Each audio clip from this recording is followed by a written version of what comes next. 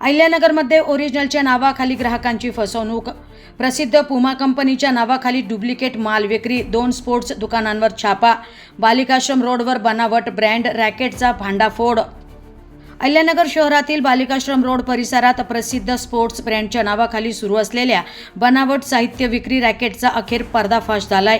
तोफखाना पोलिसांनी मंगळवारी रात्री उशिरा धडक कारवाई करत 2 स्पोर्ट्स दुकानांवर छापा टाकला असून मोठ्या प्रमाणात डुप्लिकेट साहित्य जप्त करण्यात आले आहेत.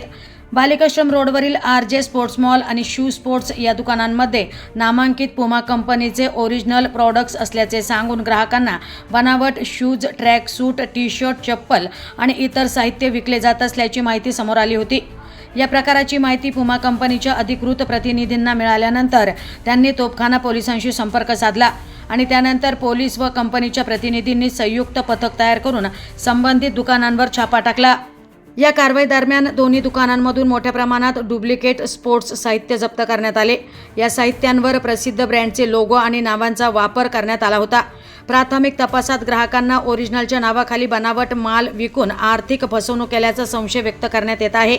या प्रकरणी पोलिसांनी शाहरुख शेख राहणार बाराबाबळी, सौरभ सुडके राहणार बालिकाश्रम रोड, सुडकेमाळा आणि अरबाज राजू बागवान राहणार मुकुंदनगर यांच्या विरोधात गुन्हा दाखल केलाय. अहिल्यानगर शहरात नामांकित ब्रँडच्या नावाखाली डुप्लिकेट वस्तू विक्रीचा हा प्रकार उघडकीस आल्याने ग्राहकांमध्ये खळबळ उडाली आहे. दरम्यान जप्त करण्यात आलेल्या साहित्यांची किंमत आणि या रॅकेटमागील इतर संबंधितांचा शोध पोलीस घेत आहेत.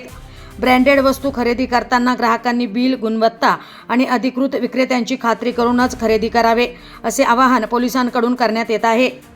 प्रतिनिधी राणी कासलीवाल, डिजिटल अहिल्यानगर.